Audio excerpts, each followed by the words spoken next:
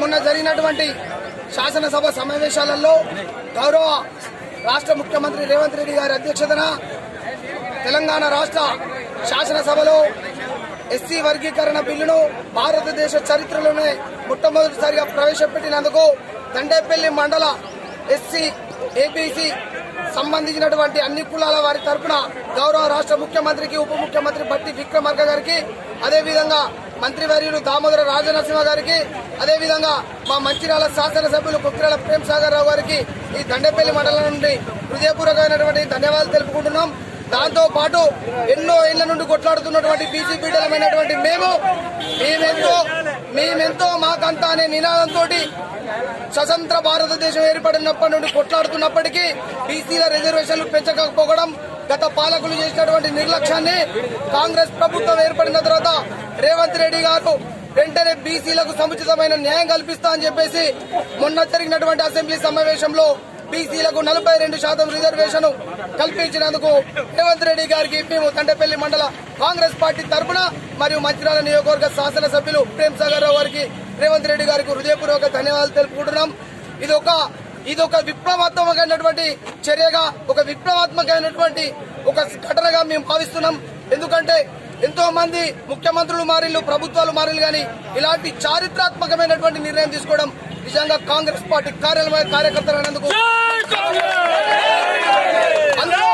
ఇంత గొప్ప నిర్ణయం తీసుకున్నందుకు మేము కాంగ్రెస్ పార్టీ తరఫున భాగస్వామ్యాలైనందుకు మేము గర్వపడుతున్నామని చెప్తున్నాం. అదేవిధంగా ఒక పక్కన రాష్ట్రంలో సంక్షేమం, అభివృద్ధి రెండు జోటెద్దుల బండిలాగా దూసుకెళ్తుంటే, అదేవిధంగా మంచిర్యాల నియోజకవర్గంలో కూడా మరి గౌరవ శాసనసభ్యులు ప్రేమ్ సాగర్ రావు గారి నాయకత్వాన ఎన్నో సంక్షేమ అభివృద్ధి పనులను చేపట్టుకుంటూ పోవడం జరుగుతుంది. ముఖ్యంగా దండేపల్లి మండలానికి సంబంధించి గతంలో ఎన్నడూ లేని విధంగా సాగునీరును కూటం లిఫ్ట్ ద్వారా గానీ, కడం ప్రాజెక్టు ద్వారా గానీ నిరంతరం ఇలా దండేపల్లి మండలం 100% పచ్చని పంటలతోటి విరాజిల్లుతుందంటే దానికి ఖచ్చితంగా ప్రేమ్ సాగర్ రావు గారే ముఖ్య కారణం అని చెప్పేసి ఈ సందర్భంగా తెలియజేస్తున్నాం.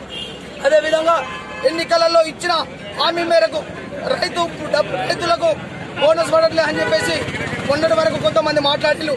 అయ్యా చూడుని 1350 మంది రైతులకు ఇలా బోనస్ కు ఇలా వాళ్ళు అడ్లు పెట్టుకుంటే సుమారుగా 650 నుండి 700 మందికి పడ్డది.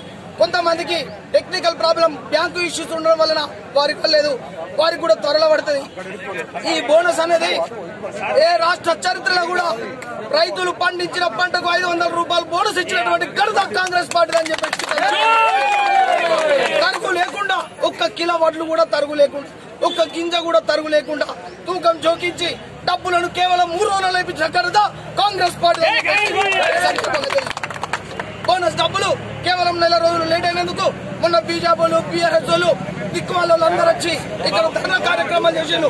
మీ అకౌంట్ లో ఇలా బోనస్ డబ్బులు పడ్డాయి, ఏ ముఖం పట్టుకొని మీరు ఇలా మాట్లాడతారని చెప్పి సందర్భంగా వాళ్ళని మేము మారేస్తున్నాం.